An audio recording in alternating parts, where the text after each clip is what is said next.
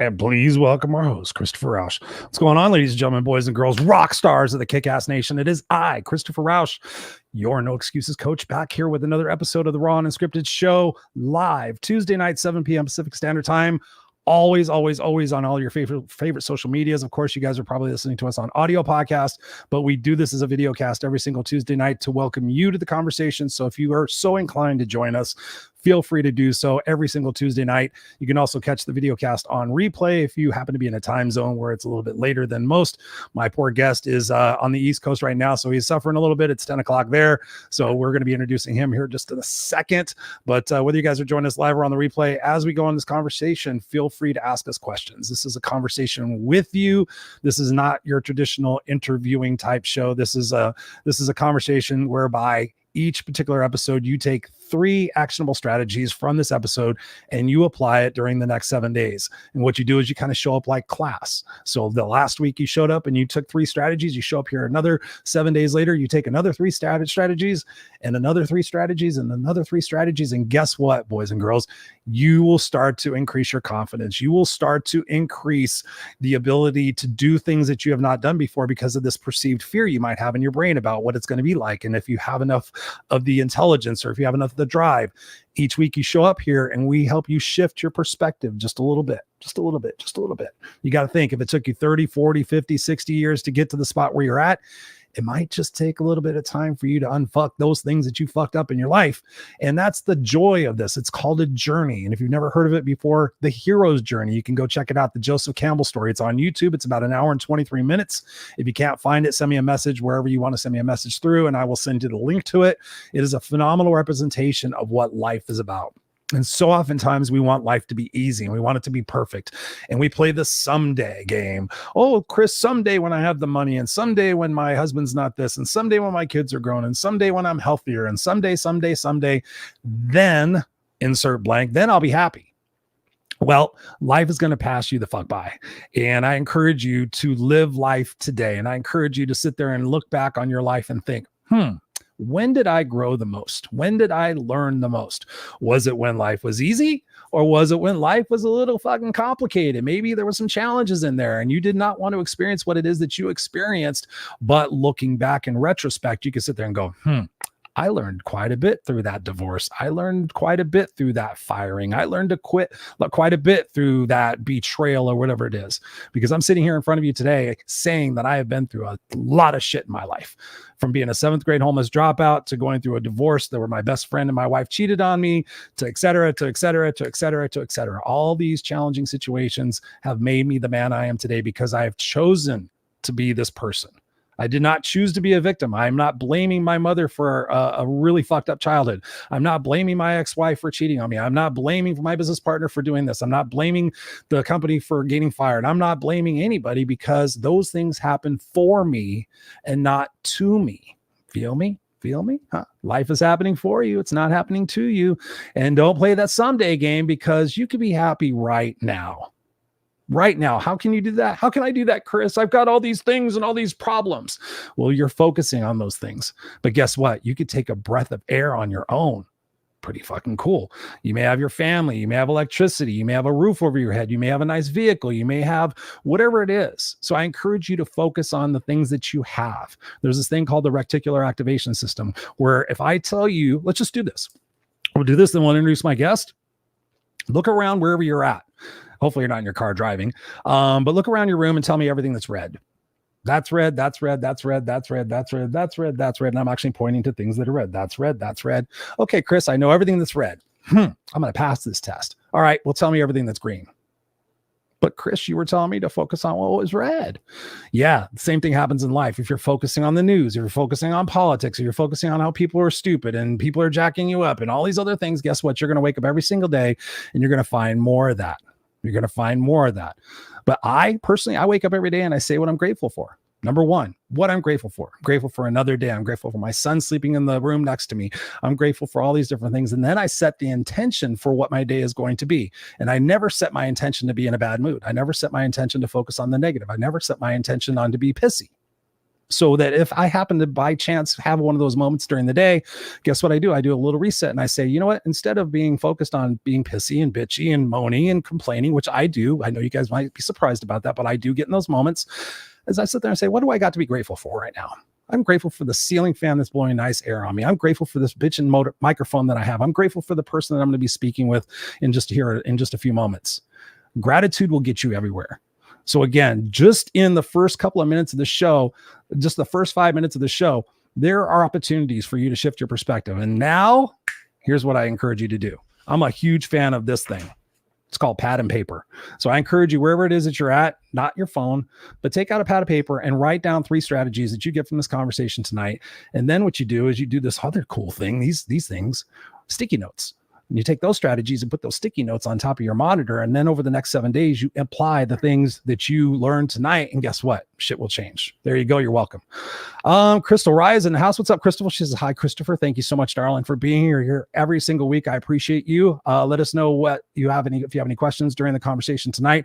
But my guest and I were talking before the show, and we were trying to remember how we got introduced. And that really does not matter. I've done a little bit of research on my guest, and he's a phenomenal speaker.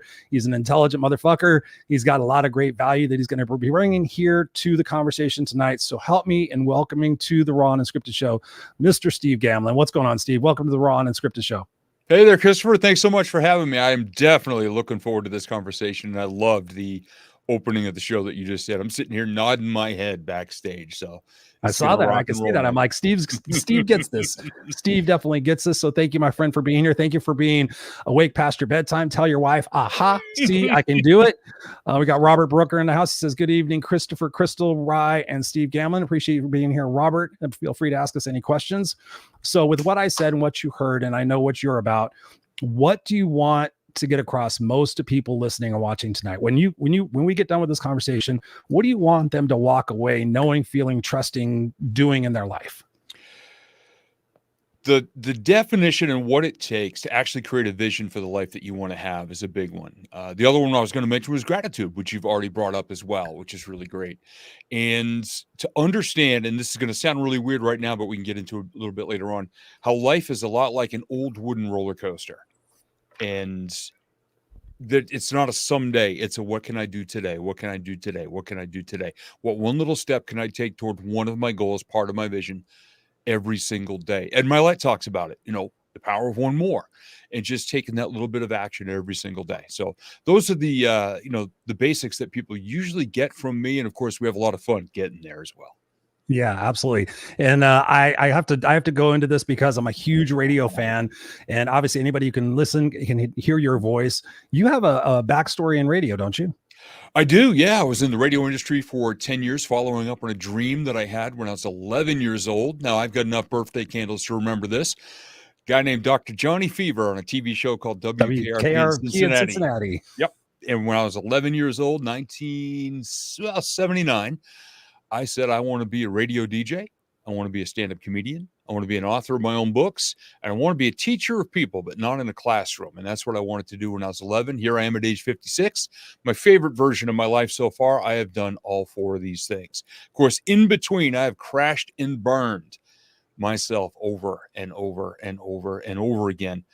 We just keep flying up out of that fire. My Phoenix rides a pogo stick, which is part of one of the stories I share on stage. I burned my ass more times and scorched my tail feathers right off. But here's the best part. And you know this too, because you're living this. Every time they grow back, the colors are brighter, more vibrant, they're stronger, and you can fly higher. That's the only thing you got to remember is every time you burn your ass, fly back up out of that fire and just go higher every time. It's so true. So when I was talking in the beginning of the show, are you familiar with the Joseph Campbell story?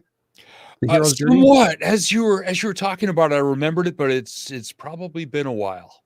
Yeah, that's a phenomenal representation. I personally, when I recommend it to somebody to watch, when I really recommend it, tell somebody they can't afford coaching with me, and I'm like, okay, go watch this and let's talk about it afterwards. That would be my gift to you. I watch it too. I probably watched it about 5 times, and every single time I watch it, I still walk away being so inspired about the hero's journey and the ups and the downs. And like I said before, the fact that we learn and we gain more during the challenging times than we do during the good times. And so you kind of mentioned it being a pogo stick of whatnot. talk to us about maybe one of the toughest times in your life and what that experience was like and what you learned and what you gained most through that, because I think that will help people to understand what more Steve is about. And then we're going to dive into some of your tips and strategies. Yeah, many people looking at my life at the time, probably my early to mid 30s, which would be the early 2000s. Had a very successful 10-year radio career, was an award-winning international comedy radio bit writer. You talk about confidence. It took me till about year 8 out of my 10 years in radio to actually be an on-air DJ, to have the balls to get behind a microphone, because I didn't prior to that. I was an off-air rock morning show producer, damn good one, but I didn't have that confidence to get on the air until I had to in year 8. Ooh, yeah. Because our morning guy quit and they were going to put the station back on satellite. And I go, guys, I've been in radio for 8 years. I can do this. And in parentheses in my head, I lean in and go, never been on the mic. But so I was the crappiest DJ you've ever heard for 4 days. And on the 5th day, I just threw my hands up and thought, well, this experiment has failed. And I just 5 minutes to 7 on a Friday morning, I said, hey, everybody, Steve Gamlin here, New Hampshire's Classic Rock, Big 101.5. You know, I may suck as a DJ, but if you tolerate me reading the weather for the next 42 seconds, I'll play you a kick-ass rock song.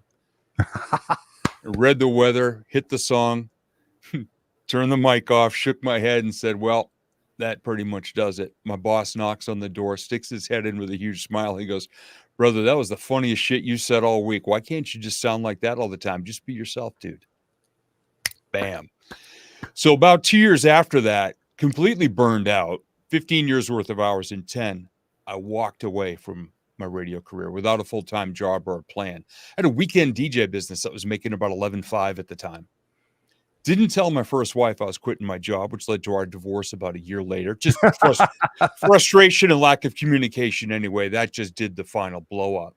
Right. So at age 35, I have no career, moved back home to live with family, divorced and tens of thousands of dollars in debt and no idea what the hell I was going to do with my life.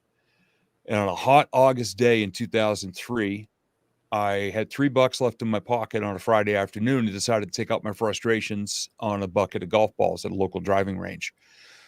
And I went to the farthest tee box because I am the world's worst golfer and I didn't want to dent any cars in the parking lot. So I'm way up against that big fence at the end underneath this big row of steel towered power lines.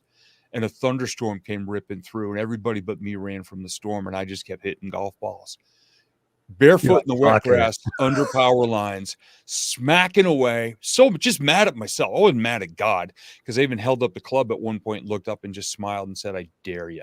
It was my Lieutenant Dan up in the crow's nest in the hurricane in Forrest Gump moment, right. You know, yelling at the storm. Come on, is that all you got? Let's go. I hit my bucket and the buckets of two guys that never came back from the storm. And at the end, I put my buckets back. I put the golf club back. I could hardly lift my arms. I got to my car, opened the door. The rain stopped and the sun came out. And I just started laughing. I just thought, wow, that's well played. And I was just happy. I just thought it was funny. And the next day I was on a phone call with a brand new life coach I just started working with. He had just gotten certified. I was his guinea pig client. And he says, all right, I got your folder out. He goes, how was your week? And I said, well, put down your pen and listen to this. And I told him as funny as I could make it. It was super self-deprecating and pathetic. As funny as I could make it, I told him about that 1 hour. And when he stopped laughing, which is something a coach really shouldn't do when your life sucks, he asked me, have you ever thought of being a motivational speaker or a stand-up comedian? I think you'd be really good at both. He didn't know about the 4 goals I had when I was 11 years old. He just plucked that out of the passion of whatever I was saying in that moment. And I said, yeah, but I have no idea how to pursue either one. And in the junk pile on his desk in his mail was a brochure to a local community college that had an intro to stand-up comedy class that started 2 weeks later. He says, will you go? I said, hell yeah. He goes, you ever heard of Toastmasters? I said, kinda. He goes, yeah. There's a chapter in the town next to where you're living right now that's won more awards than probably any chapter in the state of New Hampshire. You should go there. And I did. That was 22 years ago or 21 years ago from the golf club incident.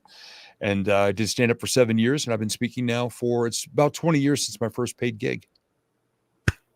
Amazing. That is such an awesome story, Steve. Thank you for sharing that. What I love about that is the fact that you just kept taking imperfect action. You just kept saying, you know what?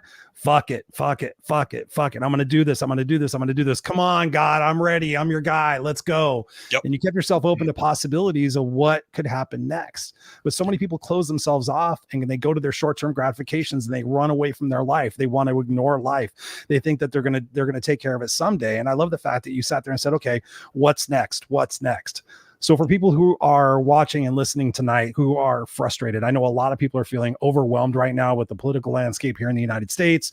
They're feeling overwhelmed with the economy. They're feeling overwhelmed in their relationships, with whatever it might be. What can you say to them so that they can have their golf club moment?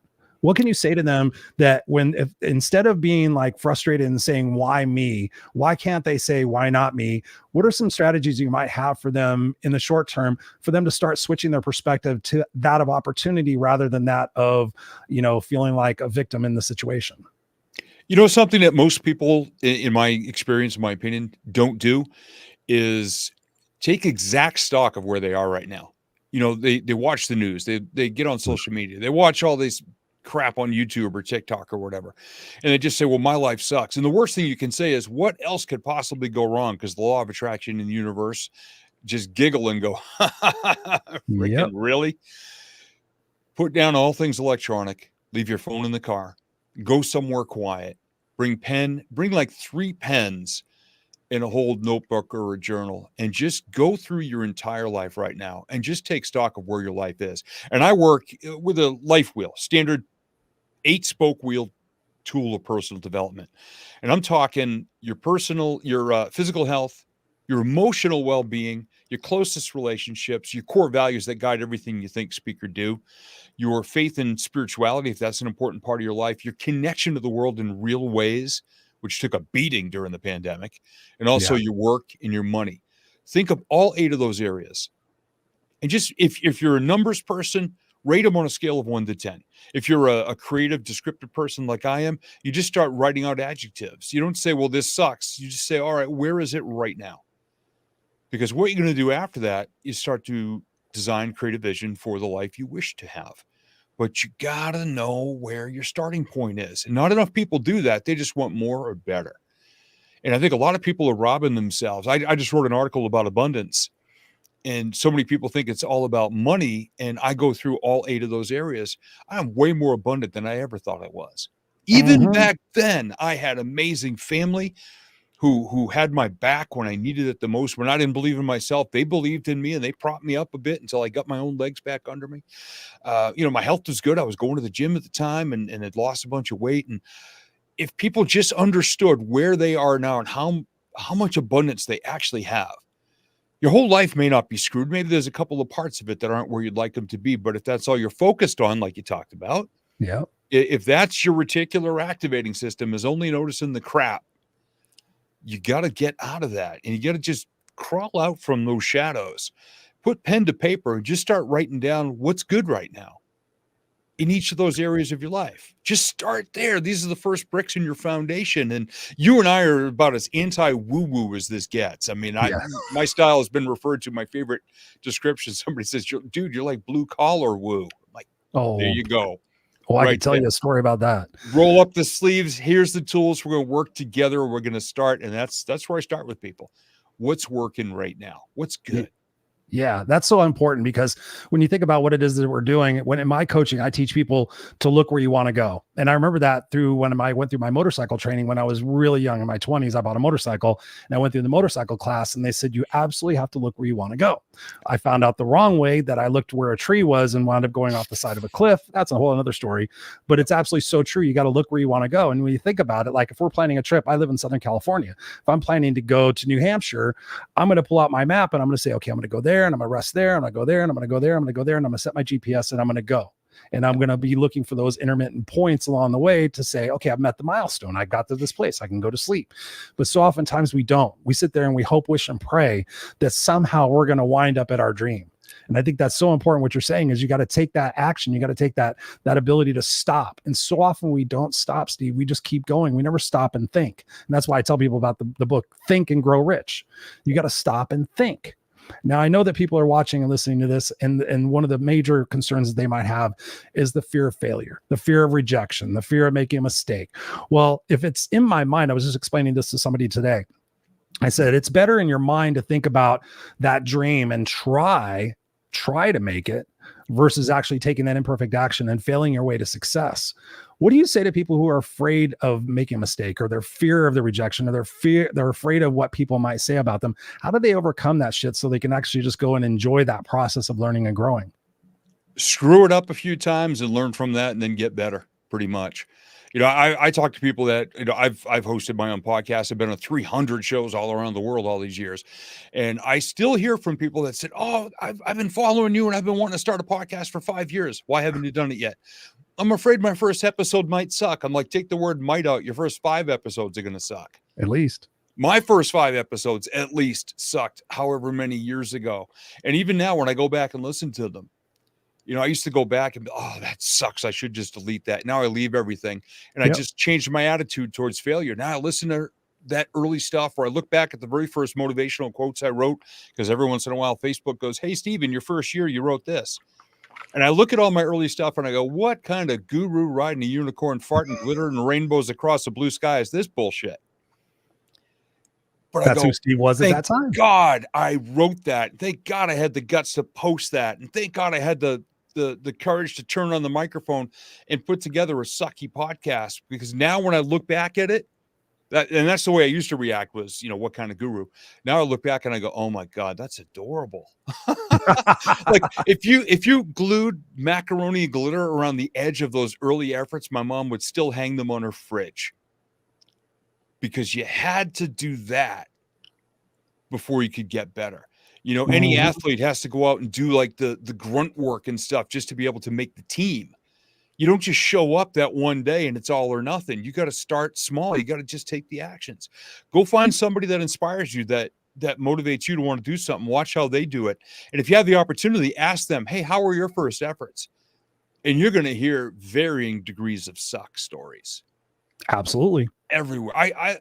The very first, this is my second professional recording studio that I built. First one was 23 years ago at my dad's place. And we bought this house 6.5 years ago. And just as my dad was passing away, this is actually the first carpentry project of my life I did without him. Wow. And I could have thought, oh man, Dad's not here to know all this and this and this. And I said, you know what? Since I was 7 years old, I've been doing carpentry with Dad. Why don't I just try to sit and think, what did Dad teach me of how to do this? So other than the electrical and the mudding of the drywall, because I hate mudding and sanding, nobody else was allowed to touch this studio. This is my proof that I was paying attention all these years to my coaches and mentors and the people who taught me stuff. Just got to understand, you've got enough education to get started already. No matter what you want to do, you got enough education to get started. So do that. And if you make a mistake like I did, I was framing the window up here, looking out the basement window. It was off by 1/4 inch. And I looked at it and I went, screw it, close enough. And I heard my dad's voice in my head going, you going to leave it like that, bud? And I went, you know what? If I do, it's going to haunt me forever. I know better. So I'm going to do better.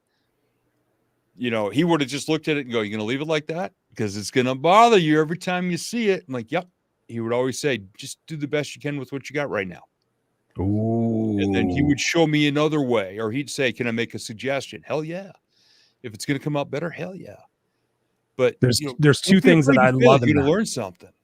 It's so true. There's two things I love in that, Steve. Before we continue on, we've got Davey Williams in the house. What's up? He says, Steve is one of the brightest minds I know, master of his craft, as are you, Christopher. His story is just fantastic, and what he does to make the world a better place is almost unrivaled. Truthfully. Thank you, Davey Williams, to be here. Me and him, we go back. We've been on a few shows together. We got Tommy in the house. Tommy says, I'm listening. Tommy also says here, you don't have to fail to be successful. Actually, it just depends on what your perspective on it is. I sit there and I look at failures and mistakes. I look at them as stepping stones and opportunities, learning opportunities. I tell people, what if you just look back on your life and instead of mistakes and failures, they were learning opportunities? Wow, that's a great way of looking at it. I'm like, yeah. And what's funny is you telling that story before. I was just talking with somebody the other day. I hope he's not listening. But I gave him a complimentary coaching session 4 years ago. And he reached out on a post that I had the other day, and I talked about being comfortably miserable, which is something I described myself as when I was in corporate. I made 6 figures, very comfortable. I've been a speaker and a coach and podcasting and radio for over how many years now? Oh, geez, 20. I've been out of corporate now 7 years next month. And he says, oh yeah, he goes, you told me to reach out if I vibed with comfortably miserable. And I said, absolutely. I said, well, my thing was, I was going to give you a gift of a complimentary coaching session. I said, but I look back at my records and I saw that 4 years ago you had one. And I said, tell me what's transcribed and what's gone on in your life in the last 4 years. There was a long hesitation, and he proceeded to tell me basically he's in the same spot that he was 4 years ago. And I was like, damn, dude, if you only took that chance and invested with me, if you only started doing a couple of things different, it doesn't take much to change that trajectory where you're at, but to stay complacent and stay the same is just an absolute waste out of 4 years. But you just said something, you said the word best. And I love that because, let's see, probably 10 years ago now, Jesus Christ, time goes by. As I came home from work, and I had a situation at work, and I talked to myself out loud because I think the outside voice is smarter than the inside voice. And I actually said out loud, I did the best I could. And then I stopped and I sat there and I thought, and I'm always digging. I'm always trying to find the root of where we come up with our beliefs and our ideologies and everything else. And I thought, why did I just say I did the best I could? I'm like, where does that come from? And I'm like, I go back and I go back and I go back. Oh, it goes back to when I'm 5 years old and I do shitty on my math homework. And my mom says, did you do the best you could? And I said, yeah, Mom, I did the best I could. And she says, okay, do better next time. And nobody ever quantifies what our best is. Nobody quantifies what's better next time, but we give ourselves that excuse. I'm the no excuses coach. So we said, oh, I'm doing the best I can. I'm doing the best with what I have. Talk to us about that, Steve, because I have proven 1,000%. I mean, there's not 1,000%, but there's 100%.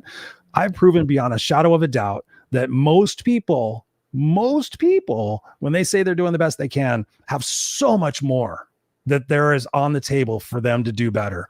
How can we inspire people to do better? How can we inspire people to find that blood, sweat, and tears? How can we find people, motivate people to stop trying to get up at 5 o'clock in the morning, stop trying to eat better, I just did a TikTok on this today, stop trying to do whatever and actually do it? How do we get them to take that action and find their true resilient best?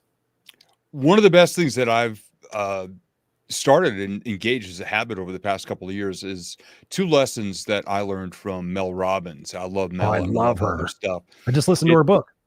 Oh, did you? Which one? I literally just the other day, Kick Ass with Mel Robbins, because my whole thing is the Kick Ass Guide to Life. And it says Kick Ass with Mel Robbins. And she goes through and coaches like 10 people.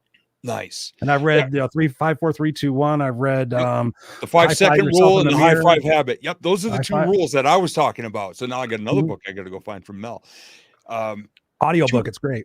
2.5 years ago, I heard her on the Ed Milet show. Oh, she was talking about these things. I'm a huge Ed fan as well. Yep. Every Tuesday and Thursday during my workouts, man, it's the brand new podcast. So what I started to do, I quit drinking 3.5 years ago.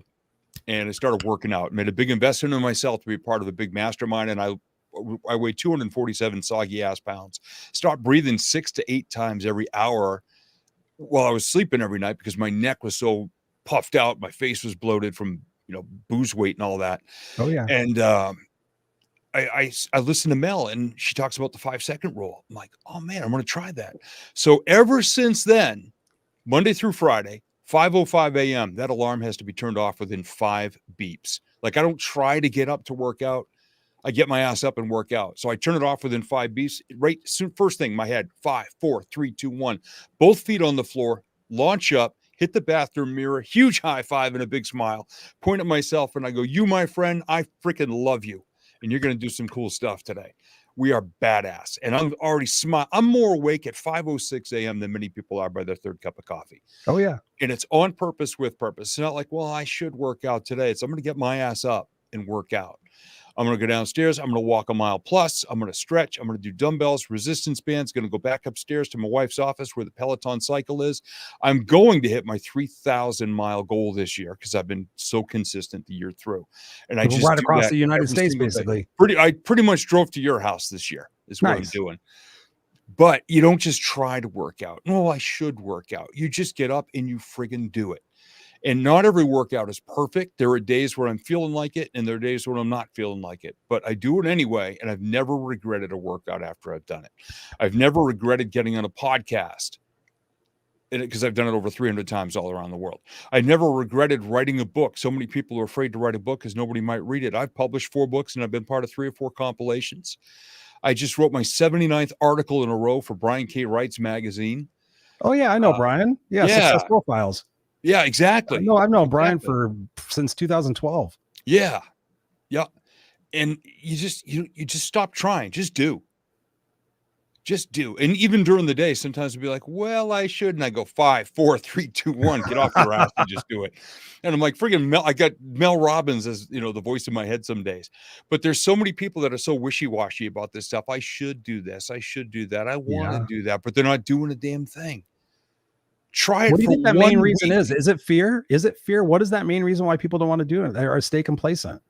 I think a lot of it's fear of failure, fear of, I've had more trouble with a fear of success over the years than a fear of failure. Scarcity?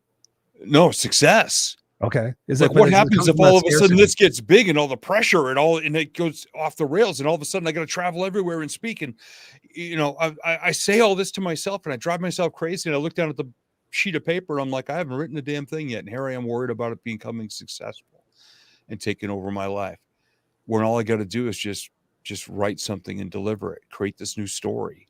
Mm-hmm. We never know what thing is going to trip the trigger and be memorable or make us. My whole vision board mastery course, basically all it is all the notes I took when I was putting my own life back together. I didn't set out to create a course that people all around the world have used. I just set out to put my own life back together. And when somebody else saw the results I was getting, they asked, can you help me? And so I helped that person. And then a company said, can you come in and teach our team how to do it? I'm like, yeah. And then somebody literally said, Steve, I can't afford to work with you, or I'm this far away. You should write all your stuff down and make a program out of it. And of course, the only answer is, we're working on that. We just haven't finished it quite yet. And then I write down, write a program. That's legit. That is how everything I've created. I wasn't even coaching at first, until somebody went through my program and said, hey, Steve, it'd be really great. Do you have a way to keep working together after the program's done? I go, yeah, it's a coaching program, but we haven't quite rolled it out yet. And then I write down, we're rolling it out right now. Create a coaching program. Right. If you listen, the world will tell you what it needs from you. And then Can you go deeper on that? Can you go deeper on that? Because so many people miss that. They miss that whisper. They think of how it should be. Well, Chris, I should be this way right now. I should have that right now. Like you said, the whole shoulda, coulda, woulda kind of thing. Why don't people go deeper on that? I think there's just this glorified way that things are all supposed to be perfect out there. And we're supposed to know in full detail what we want our life to be. Dude, I'm 56 years old. I'm still a kid in so many ways. I still have childlike wonder about the world every day. And I get up in the morning and I think, well, what can I do to add value to the world today?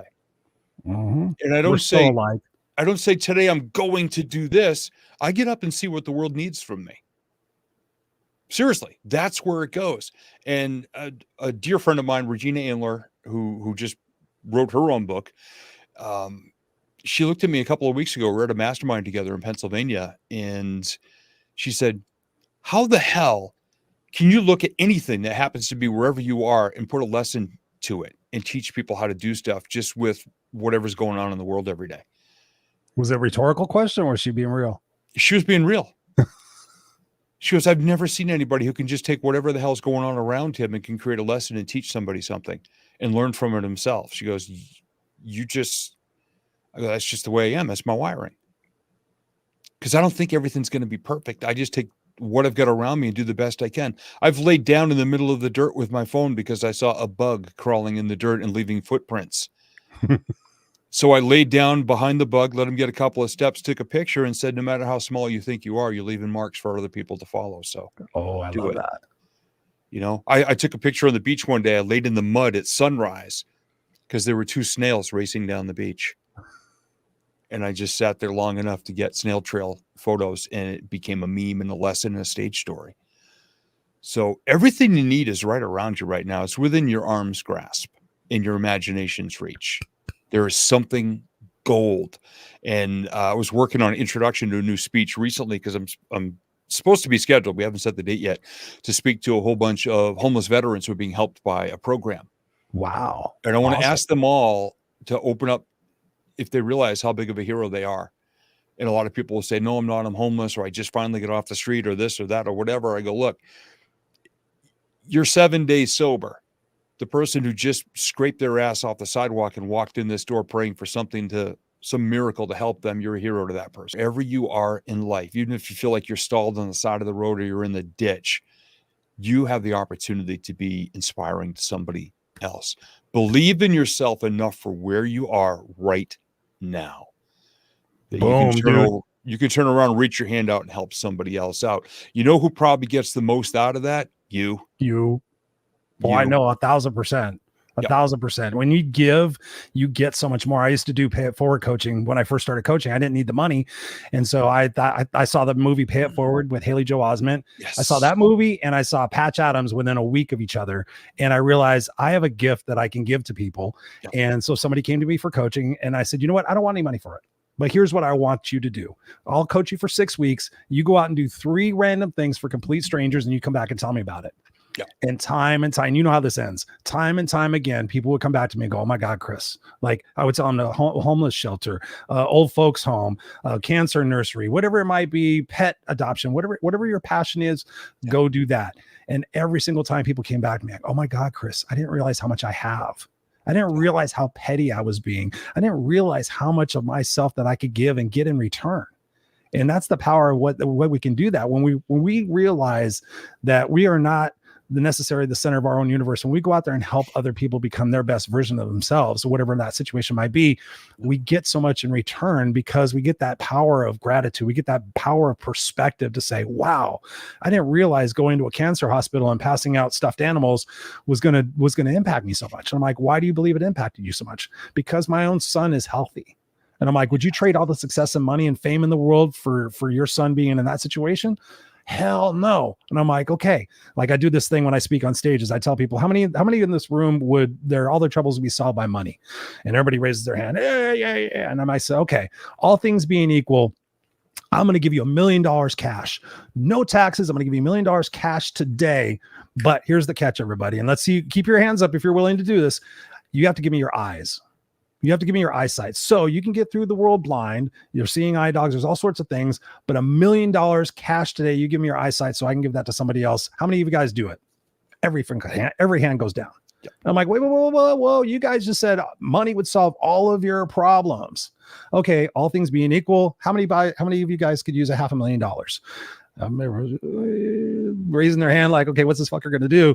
And I'm like, okay, $500,000. You give me your legs. You're going to be paralyzed for the rest of your life from the waist down. I have a personal friend of mine who's a quadriplegic. He has more balls than I do, and I can walk.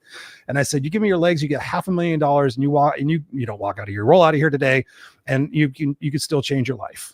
And again, people were like, no. And I said, so when you wake up tomorrow morning and your eyes open and your feet hit the floor, you're $1.5 million ahead of the game. So focus on that. Focus on what it is that you can do. We got Greg Walker in the house. We got Greg Walker says, what's up? Brother He Greg. says, my 2 brothers, what up? We got Matthew Zedwick in the house. Speaking of military, thank you for your service. I haven't seen Matthew in a while. He says, word. So thank you, brother, for being here. I want to shift gears here now because we're gonna keep going off the rails here. We have so much in common. So we keep talking about visualization.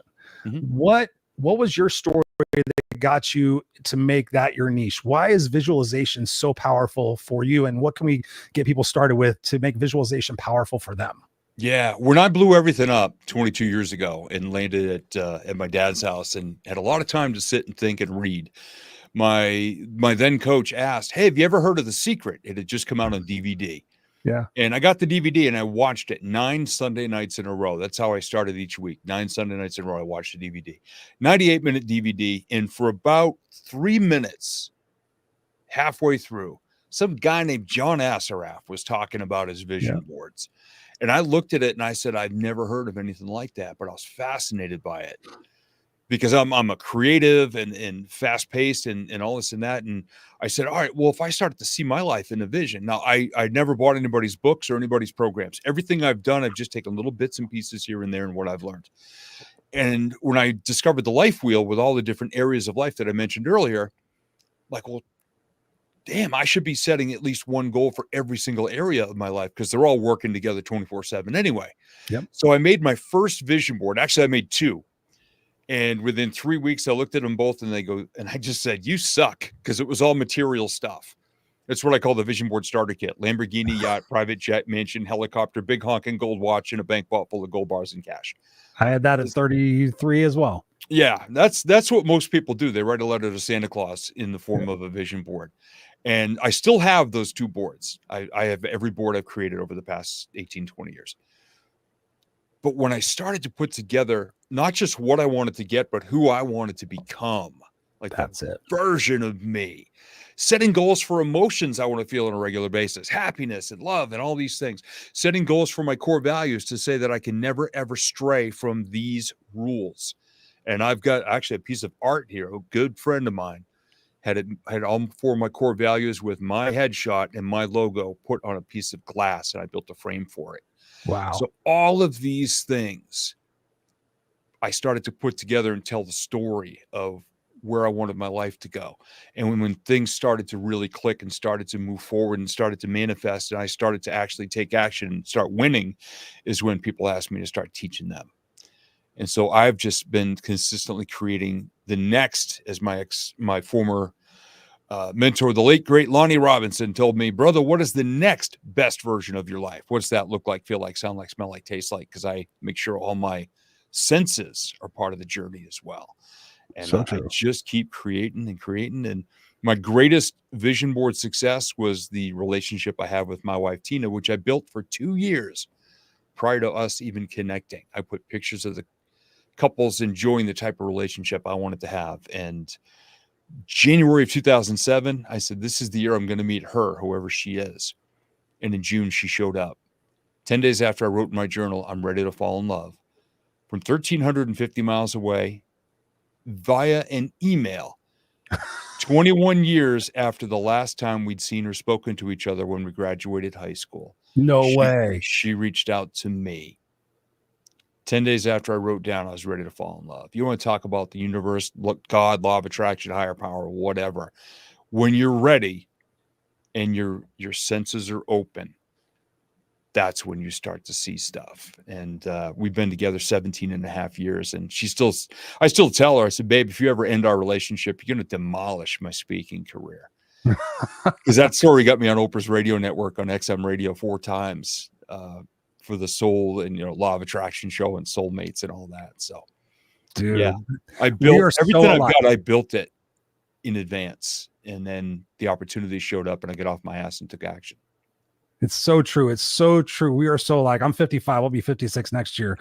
But what's crazy about what you just shared, because you keep sharing things that are so similar to mine. Next Sunday is my 17th wedding anniversary. Oh, and literally, nice. I didn't manifest my wife, but in a way I did, because I had been, let's say, a serial entrepreneur dater. I was very much a dater for a while. I was a man whore. And I finally said, I'm not going to date anymore. I'm just going to focus on myself. I'm just going to take care of myself, and the right person's going to show up. And then I literally went to a work event where I was the speaker, and I became the co-chair of the industry program, whatever it was. And of all things, these two older ladies, this is back when I was in my 30s. I was 32. I had long hair, and these two older ladies said, and normally everybody in this whole industry was old, and so I was the young guy. And they said, so Chris, what are you going to do to spice up these meetings? And I said, I don't know. I said, I'm making naked strip musical chairs. And my wife Barbara spun around, blonde hair, blue eyes, green eyes, and said, I'll play. And I went, hey, how you doing? In my best Joey Tribbiani voice. Yeah. And so 17 years next Sunday, we're going to be celebrating that. Wow. But I digress for a second. One thing we haven't talked about here, and I want to validate your vision board thing, because I'm big into vision boards as well. And one of the funniest, cool stories I have is that when I was in my other house that I now rent out, I had a picture of a pool on my outside vision board. It was not even really a vision board. It was like a miscellaneous board, but I had some ideas on there that I wanted. Mm-hmm. And I probably had this picture of a pool on that board. It was a dry erase board and a cork board. I probably had that on there for a couple, 3 years. And then when we bought this house, we were in here for probably a couple of weeks. We were unpacking boxes, and I was sitting in my backyard and I was enjoying the view. And one of the reasons why we bought this house was because of the pool. It's got a waterfall feature. And I was sitting there and I was looking at it and I was staring at it and I was staring. I was like, why does this pool look so familiar? Why does it look so familiar? God, this is bugging me. And so I went back inside, and I swear to God, I came up into this office and I pulled out my dry erase board and I looked at the picture. It was a magazine article that I tore out, and I ran downstairs and I was like, babe, look. And she goes, holy shit. Yep. Almost identical with the tropical style stone and everything. So the power of that is crazy. I could tell so many stories about that. But the one thing I want to talk about, it just came to me, is ego. Because so oftentimes, and I know, I'm pretty sure I'm speaking for you, is that our ego at one point is in our way. We think our ego is driving everything. What can we share with people tonight who need to get their ego out of the way? And again, going back to what we've said throughout this whole entire conversation, take that imperfect action. What can we do to get people to get out of their ego and get more into just the essential, authentic person that they are? Yeah, you just said one of the words, being authentic and genuine. And another really important word for me, especially that a lot of the guys have a tough time with this, is being vulnerable. Yeah. And being willing to look foolish, stupid, silly, because you're playing a longer game. Mm-hmm. You know, we're going to, people are like, well, I don't want anybody to see me fail at this. So like, well, then you're not going to succeed at a damn thing if you're not willing to fail and be vulnerable enough and authentic enough and just be real and admit, hey, look, I don't know everything, but I'm going to give it a shot. I know this much so I can get this far. And a lot of people, though, it's like all or nothing. And they shoot themselves in the foot right out of the gate. You may as well tie your sneaker, your shoelace to the starting gate, because you're not going to get anywhere. If all it is about ego and about winning and all about looking cool and being totally alpha, and I'm not saying anything wrong with being alpha, or hustling and grinding, because too many people just destroy their lives that way. They let their ego run by what's parked in the driveway or the house they're living in or the person they're in a relationship with or whatever. If it's all a front to protect your fragile ego, you are screwed. Yep. Because that's all going to come tumbling down. And we see it. I talked to kind of a friend of a friend one time, been divorced 3 times. He basically just keeps dating and marrying the same bubble-headed Barbie dolls, trophies. I go, dude, how many times you want to give away half your shit? And he just kind of, he even started laughing, and he goes, yeah, I know. When am I going to learn? Huh? I'm like, yeah, that's the question. When are you going to learn? It's all about your ego. It's all image. It's all ego. It's all this whole macho bullshit exterior that you think the world needs to see. All the trappings of success, where the person inside it, though, is this little kid who's so afraid. But you got the ego out front being that badass suit of armor that you can't even really walk around comfortably in. Be authentic, be vulnerable, be curious. That's a great lesson I learned from Ted Lasso. Be curious about the world around you. And when you're open to all of that, you're going to meet the coolest people. I mean, look at us. We could both sit here and go, well, I'm successful at what I do, and so I'm going to talk about myself the whole show. What do we keep doing? We keep, like, we're playing volleyball here. Yeah. We're taking all of our knowledge and all of our biggest screw ups over the years, which we see as, as wins. Oh yeah. And I always talk about scars, and people are like, well, I don't want to have any scars. I want to arrive in a pristine body. I'm like, are you kidding? Scars are a badass testament to the fact that you had the balls to try something, put your ego aside, and just went and did it. Yep. Because that which doesn't kill me gives me a great story to share on stage. Well, I thought you were going to say, what doesn't kill me only makes me stronger. And I was going to say, well, I have that written right here. Yep. There you go. Literally. Well, see, right and there. I know that's the original phrase. That's why I twisted it to say, hey, that which doesn't kill me gives me something really cool to share on stage. I don't have to make up stories, nor do I have to tell anybody else's. I have jumped off the 108th floor of the Stratosphere Hotel in Las Vegas so I could have a story. I've jumped out of 3 perfectly good airplanes with 2.5 perfectly packed parachutes. That last jump almost killed me. I'm actually about a half an inch shorter because I misjudged the last 15 feet before landing, when they said, when you get 15 feet above the ground, yank the toggles, the chute will billow and you can gently run to a stop. The last thing I remember is, I wonder how far 15. So you're going to learn today. I'm 6'1.5" now. I'm not 6'2" anymore, but that makes for a great story at the doctor's office every year when they measure my height. Yeah. Steve Gamlin, man, this has been a phenomenal conversation. We've been going nearly 50 minutes. I just pasted this link in there. You told me you had a freebie. Why don't you tell people about the freebie and then where people can get a hold of you? Yeah, it's a short video. It's about 8 minutes long, which means if you hit snooze in the morning, which you shouldn't do, you can watch the whole damn video. It's called Visualize in 5, and it is me narrating with some good visuals in there as well, the 5 most basic steps of how to engage visualization in your life. And don't just go for the vision board starter kit with all the material things. This is 5 simple steps that you can start to put into action today. And it's, like I said, it's less than 9 minutes. So hit snooze once, watch the video, and then get off your ass. And if people want to find out more about me and my programs, stevegamlin.com, and that's GAMLIN. All my information is there, my socials and everything else. And then also you have a show yourself. I do. I have 2 podcasts. Tell them about it. And then the link. Yeah. One is the Motivational Firewood podcast, which is Motivational Firewood is my trademark as a speaker. That is my brand. And you can find that at stevegamlin.show. And the other one is a lot newer. It's called the Vision Board Guy podcast, because that's what I'm known as. Somebody said one time, "You're the Vision Board Guy." I'm like, I like that. So the Vision Board Guy podcast, that is visionboard.show. Awesome. Steve, this has been a phenomenal time with you. Like I told you, the time is going to fly. I would love to have you back on the conversation again. And so we could just continue riffing and talking about things and how people can take, that imperfect action and how people can fail their way to success. I encourage people to go check out your content, check out your podcast. I'm going to place you backstage here for a second. I'm going to end out the show, but don't go anywhere so I can still have a chat with you before you run off to bed. Awesome. Thanks so much, brother. I appreciate it. It's been a pleasure. It's been an honor. And there you have it, ladies and gentlemen. Steve Gamlin here on the Raw Unscripted show. Breathing pure fire. If you came into the show halfway through, please do yourself a favor. Go back and watch the beginning. Watch the beginning. And like I said, I'm a huge fan of these things. So I buy them through Amazon by the bucket load. Take notes. Take notes, and then take action. Again, I'm a big fan of these things. Sticky notes. I have sticky notes on my monitor right now with things that I need to focus on myself. One of them says, will I be happy with this choice tomorrow? Think about the questions that you ask yourself. I asked Steve some very engaging questions tonight, very open-ended questions that allowed him the opportunity to share his brilliance. But when you think about the questions you're asking yourself, will I be happy with this choice tomorrow? Yes or no? When you're about to stuff the other Twinkie in your mouth, when you're about to forego going to the gym and sit down and watch another hour of whatever sitcom or whatever Netflix special that you're watching. Will I be happy with this choice tomorrow? I have that one on there. And then I have another one on there about a program that I'm working on. So I've listed 3 strategies that I need to get done this week. So as I'm sitting there and I get distracted, I look down and, Chris, are you focusing on one of those 3 things? Do you have one of those 3 things done yet? So take notes, take action.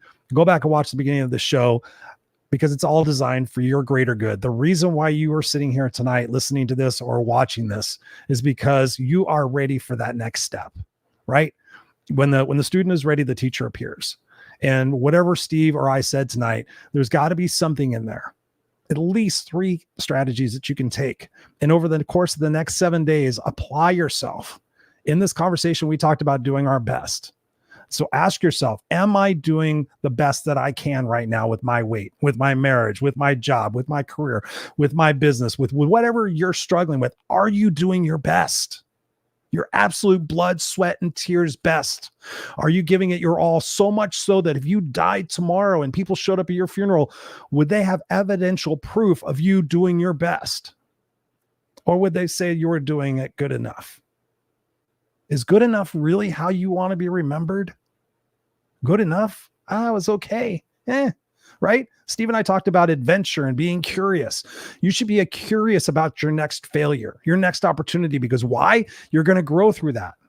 And in every single opportunity, you have that chance to let go of a former version of yourself. We talked a little bit about ego tonight. Think about your identity. How do you want to be remembered by? I know for me in 2008, when I went to that funeral and I thought, if I died tomorrow, who would show up and what would they say? Talk about a powerful fucking question. Who would show up and what would they say? 15 people would show up and they bring Miller Genuine Draft and Jack Daniels and Motley Crue and Bon Jovi records, and they would talk about all the stupid shit Chris did. And then they would say, oh yeah, he was a 7th grade homeless dropout who wrote a game-changing book that became a movie. And I thought to myself, is that really how I want to be remembered? And from that point forward, Steve talked about it a little bit. When you wake up in the morning, you say what you're grateful for. I talked about it at the beginning of the show. Then you set your intention. What's my intention today? My intention is to live my legacy so that if today is my last day, my son, my personal son, can look at my life and say, wow, Dad was crushing it. Dad fucking gave it his all. Dad was constantly trying to make this world a better place. Dad was trying to be a part of the solution, not part of the problem. And so by which, when I wrote my eulogy, the crux of it is, and I have all my coaching clients do this, the crux of my eulogy says, Christopher Rausch will have fought for what's right and what's fair. He will have risked for which that mattered, and he will have left the earth a better place for who he was and what he did. That's my eulogy. That's my legacy. So every single day, I get to get up and create that. I get to surrender old beliefs. I get to make mistakes. I'm excited about the next thing I'm going to screw up, because why? On the other side of that is a learning opportunity. He talked about his podcast. I actually went back, and I think probably 6 months, a year ago, I looked at the first video podcast I did of this show. And I started off as an audio podcast, and I used to do a live radio show for 5 years before that. But I looked at the first video podcast of me doing this, and it is awkward and it is uncomfortable. But every single way and every single day, we're on episode, I haven't even talked about this in a while. I really don't brag about it. We're on episode 285. We're a top 10% rated podcast throughout the entire world. We're in 25 plus countries. It fluctuates. But I kept taking that action, and I'm excited about every opportunity I get to do this show. I'm excited about the feedback that I'm going to get after the show from people all over the world saying, oh my God, Steve was an amazing guest. Oh my God, what you said here changed my life. Or or the people that showed up here tonight, Robert and Matthew and Greg and Crystal and Tammy, or Tommy, sorry about that. And Davey and all the other beautiful people that are going to watch on the East Coast tomorrow. This world is amazing right now. Sure, you can be overwhelmed and you can be stressed and you can be worried. That's okay. But ask yourself, are you part of the solution or are you part of the problem? Ask yourself, how can you give yourself more love? And then in turn, how can you give more love? Because like we talked about tonight, when you give, it's pretty fucking incredible what you get back. My buddy is in North Carolina. He survived Hurricane Helene, I think it was. And fucking Trump, Kamala Harris, what all other bullshit doesn't fucking matter. Everybody's boots on the ground. Everybody's helping their community members out. You don't care about who you're voting for. It's all about humanity and love and the part of the situation that we get to collaborate and make this world a better place. Please, please, my biggest prayer right now, and I'm not a religious person, my biggest prayer right now is that this country doesn't monkey fuck itself into oblivion because of our political dividedness. Vote for who you're going to vote for, but don't be an asshole about it. Right? Let's spread love. Let's help our fellow brothers and sisters out. Whether you're black, white, straight, gay, Republican, Democrat, transsexual, whatever fucking label you want to put on it, let's help a brother out. Let's help a sister out. Let's make this world a beautiful place, because that's my full fucking intention with my son in this world, is to leave my legacy. So you can do that. Your brilliance is needed. Your gifts are needed. So shine your gifts, get the right people in your life, take that action, and enjoy the ride. Enjoy the ride. It's going to go by like that. Trust me, guys. If you're in your 30s, 40s, whatever, it's going to go by. I'm 55. Like Steve said, he's 56. The time goes by so fast. Enjoy the hell out of it. Get the right people in your life. I'm here to help you. I have my group coaching program. It is supremely affordable. You can one-on-one coach with me. Those are the two ways to work with me, or you can continue to support the podcast and show up every single week. We're going to be back here again next week, 7 p.m. Pacific Standard Time on the Raw Unscripted show. If you are new to the show, you can go to rawandunscripted.com. You can check all that stuff out. I was trying to find who my guest is next week, but you're just going to have to show up. Or you can go to rawandunscripted.com and you can see what's going on. I love you guys from the bottom of my heart. Thank you for tuning in. Thank you for commenting. Thank you for sharing this episode out. And thank you for being you. And let's show love to humanity, okay? Please and thank you. I love you guys. We'll see you.